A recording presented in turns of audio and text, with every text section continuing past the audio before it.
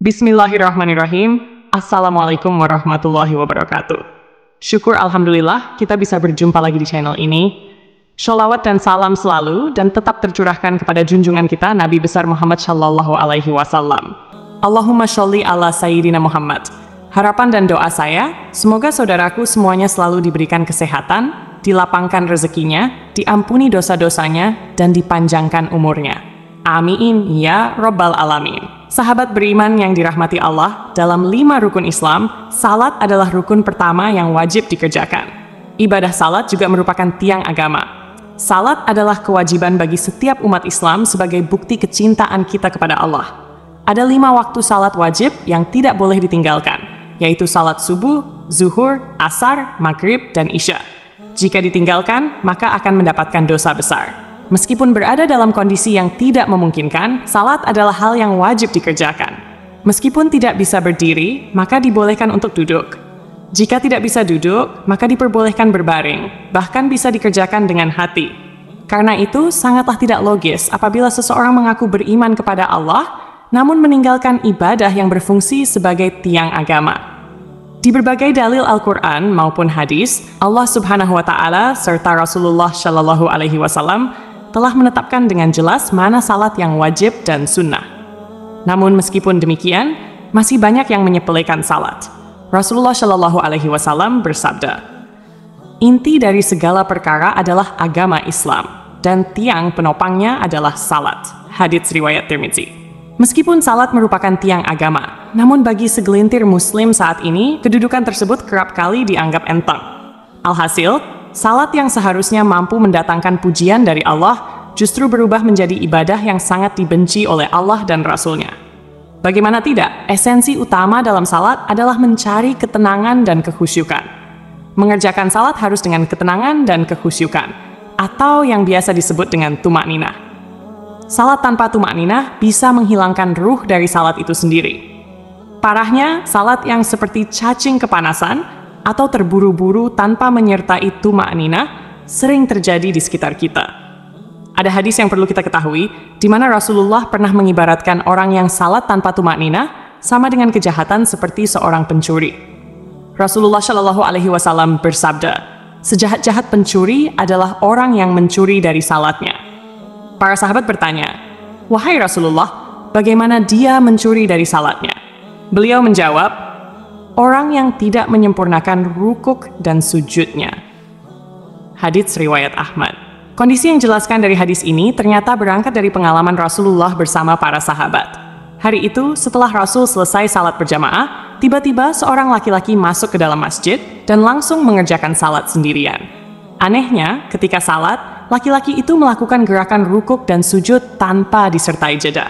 Melihat hal itu, Rasulullah kemudian berkata di hadapan sahabatnya, "Apakah kalian menyaksikan gerakan salat laki-laki tersebut? Barang siapa yang semasa hidup melakukan salat seperti itu, maka dia meninggal tidak dalam keadaan Islam."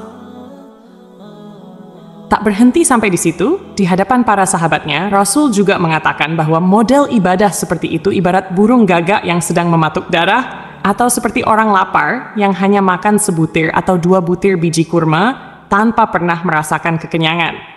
Dalam buku Agar Sholatmu Makin Khusyuk, karya Syekh Muhammad Sholeh Al-Munajid, dijelaskan bahwa salah satu dosa orang yang mengerjakan salat adalah tidak memperhatikan rukun salat, yaitu tumakninah. Memang, tidak ada yang bisa menyangkal bahwa perkara diterima atau tidaknya suatu amalan hanyalah ketentuan Allah Subhanahu wa Ta'ala. Tetapi, sebagai umat muslim, kita juga harus mengetahui bahwa ibadah-ibadah yang telah ditetapkan rukunnya tak bisa diubah atau dilanggar. Oleh sebab itu, dalam salat pun tidak boleh sembarangan menunaikannya. Ada cara dan tuntunan yang harus sesuai dengan ajaran Nabi Muhammad Shallallahu Alaihi Wasallam. Dalam suatu hadis, Rasulullah Shallallahu Alaihi Wasallam bersabda, "Sesungguhnya, pertama kali yang dihisab atau diminta pertanggungjawaban dari segenap amalan seorang hamba di hari kiamat kelak adalah salatnya. Bila salatnya baik, maka beruntunglah dia. Namun, bila mana salatnya rusak, sungguh kerugian akan menimpanya." Rajin menjalankan salat tentu merupakan hal yang sangat baik dan mulia, namun tidak serta-merta menjamin seseorang menjadi hamba yang dekat dengan Allah Subhanahu wa Ta'ala. Lalu, Siapakah orang-orang yang rajin salat, namun justru jauh dari Allah? Dan seperti apa ciri-cirinya? 1. Orang yang lalai dalam salat. Sekalipun salat merupakan tiang agama, ternyata ada jenis salat yang sangat dibenci oleh Allah, yaitu salat yang dikerjakan dengan lalai.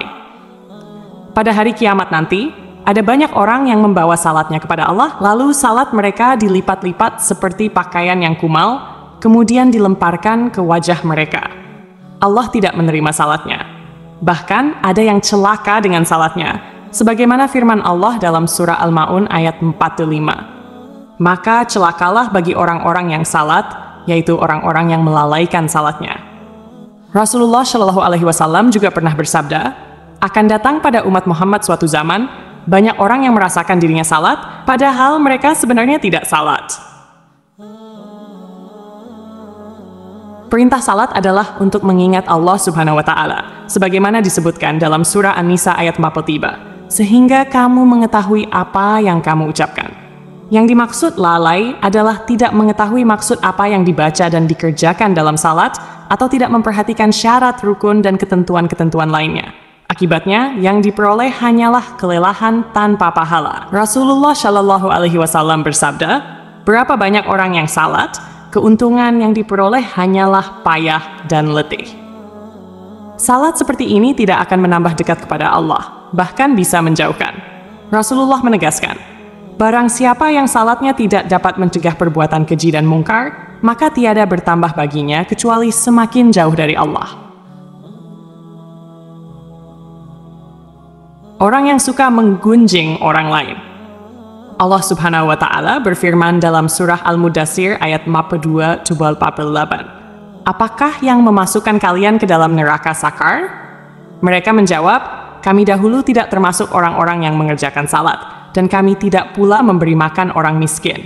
Kami juga suka membicarakan hal yang batil bersama orang-orang yang membicarakannya, dan kami mendustakan hari pembalasan hingga datang kepada kami kematian.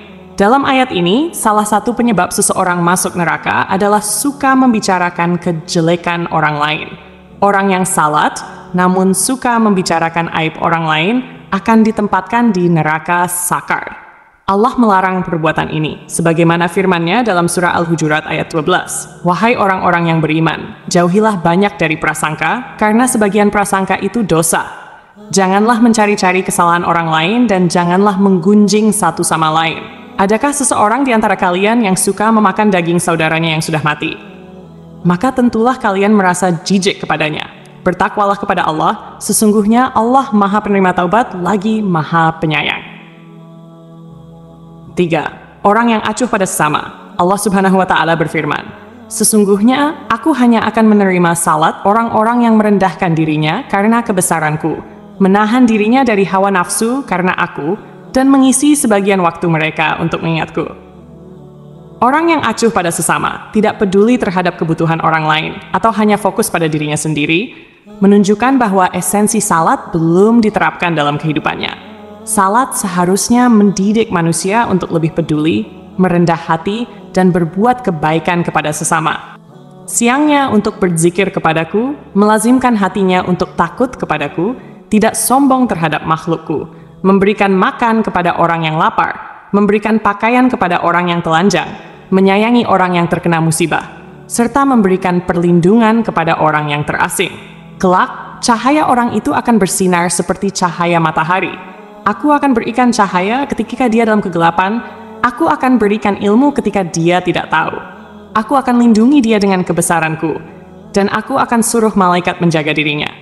Jika dia berdoa kepadaku, aku akan segera menjawabnya. Dan jika dia meminta kepadaku, aku akan segera memenuhi permintaannya. Perumpamaannya di hadapanku adalah seperti perumpamaan surga Firdaus.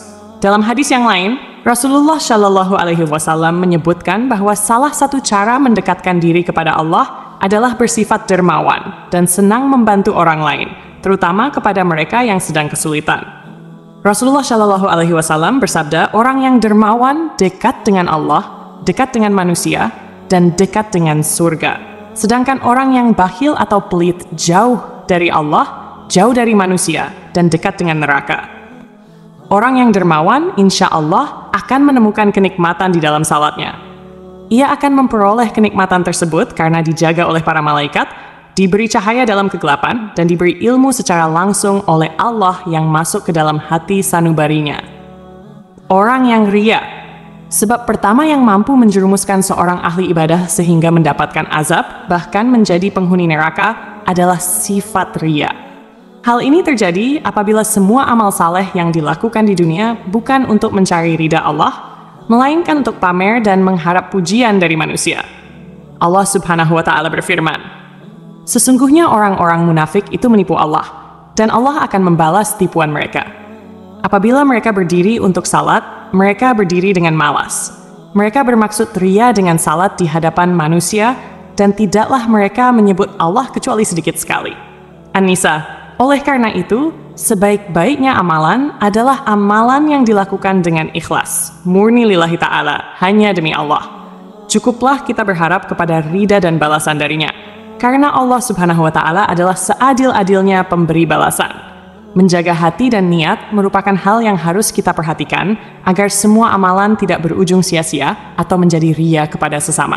Orang yang suka berdusta adalah salah satu dosa besar yang diancam dengan siksa pedih di akhirat kelak. Di zaman sekarang, kebohongan tampaknya sudah menjadi kebiasaan di masyarakat. Padahal, sekecil apapun kebohongan tetap dianggap dosa besar. Meskipun seseorang rajin salat dan beribadah, jika lisannya suka berbohong, maka salat dan ibadahnya akan sia-sia. Kebohongan akan menghapus amal-amalnya. Jika ia mati tanpa bertaubat, maka ia akan dimasukkan ke dalam neraka. Allah Subhanahu wa Ta'ala berfirman, "Sesungguhnya yang mengada-adakan kebohongan hanyalah orang-orang yang tidak beriman kepada ayat-ayat Allah, dan mereka itulah orang-orang pendusta." Beranah Suta, berbohong adalah salah satu ciri dari golongan orang-orang munafik. Oleh karena itu, kita sebagai umat Islam wajib menjauhi tindakan dusta, karena hal itu dapat menyengsarakan kita di dunia maupun di akhirat. Semoga kita termasuk golongan orang-orang yang rajin salat dan dekat dengan Allah Subhanahu wa Ta'ala, sehingga kita mendapatkan ridhanya dan menetap di surganya kelak. Amin ya Rabbal Alamin. Demikian yang bisa saya bagikan, semoga bermanfaat untuk kita semua. Wassalamualaikum warahmatullahi wabarakatuh.